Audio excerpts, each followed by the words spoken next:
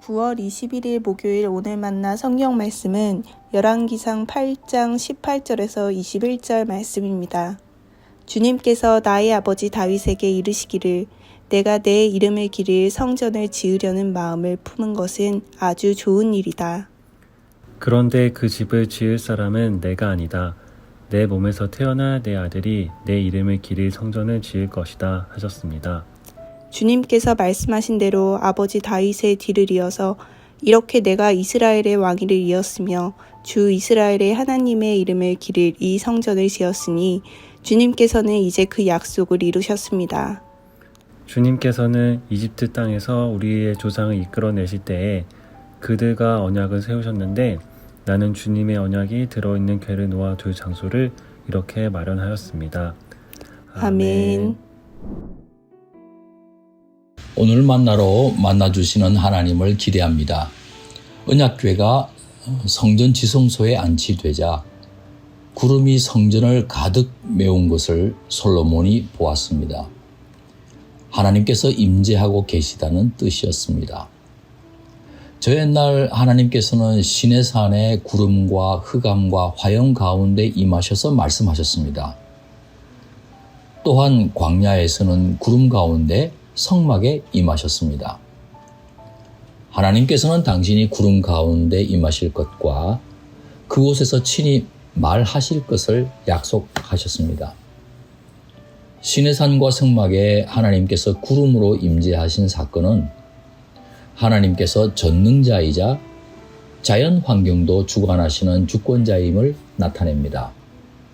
더 나아가 하나님의 임재는 말씀과 소통을 동반한다는 사실도 보여줍니다. 거룩하신 하나님은 인간이 감히 범접할 수 없습니다. 그런데 인간이 하나님의 임재와 말씀을 누리게 되는 것은 하나님께서 베푸시는 일방적인 은혜로만 가능합니다. 세월이 흘러 솔로몬이 하나님께서 거하실 성전을 건축했습니다. 약속대로 하나님께서는 성전에 친히 임하셨습니다. 하나님께서는 솔로몬이 지은 성전을 당신의 거처로 공인하신다는 의미입니다. 성막은 접이식이고 이동식입니다. 하지만 성전은 붙박이 고정식입니다. 하나님께서 다윗에게 약속하신 영원한 왕국처럼 예루살렘 성전 역시 그 주인 되신 하나님께서 영원하신 것처럼 영원한 거처가 될 것을 고대할 수 있게 됩니다. 이방 성전처럼 웅장하고 화려하다고 해서 다 성전이 아닙니다. 하나님께서 임재하셔야 하나님의 처소이고 살아있는 성전입니다. 하나님의 임재를 목도하고 감격에 겨웠던 솔로몬은 화답합니다. 성전은 자신과 백성이 함께 지어 올린 것은 사실이지만 하나님께서 그 언약을 따라 자신을 통해 세우셨다고 말입니다. 과연 하나님께서 말씀하신 바는 반드시 이루어집니다. 이런 안목은 믿음 없이는 불가능합니다. 그런데 하나님께서는 당신의 뜻을 이루어 가시는데 여러 사명자들을 쓰십니다. 다윗은 건축을 준비하는 사명을 다했고 솔로몬은 시공자로서 책임을 다했던 것입니다. 다윗의 역할이 있고 솔로몬의 역할이 따로 있는 것입니다. 유능한 왕이라고 모든 것을 다 해야 하는 것은 아닙니다. 하나님 나라에서는 더 나은 사명도 없고 더 못한 사명도 없습니다. 서로 비교할 것이 없고 누가 큰가 따질 필요가 없습니다.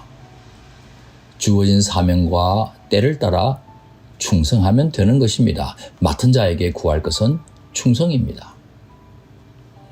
주님께서 나에게 맡겨주신 사명이 무엇인지 깨닫고 그 사명에 충성해 감으로써 하나님의 뜻을 이루어드리는 높은 뜻 사람 되시길 축원합니다. 기도하시겠습니다. 주님, 주님의 뜻은 반드시 이루어진다는 것을 믿고 맡겨주신 사명에 충실한 종이 되게 하옵소서. 다른 사람의 사명도 귀히 여길지언정 부러워하거나 업신여기지 말게 하옵소서. 예수님 귀하신 이름으로 기도합니다. 아멘. 이제 두 가지 제목으로 함께 기도하겠습니다. 첫째, 오늘의 말씀을 따라 기도하겠습니다. 주님의 임재를 사모하는 가운데 맡겨주신 사명에 헌신해가는 충성된 종이 되게 하옵소서. 둘째, 만물을 새롭게 하시는 주님의 뜻이 은사와 재능을 따라 헌신하는 사명자들을 통해 우리 사회와 자연 환경 속에 이루어지게 하옵소서. 이 제목으로 기도하신 후에 개인기도 하시겠습니다.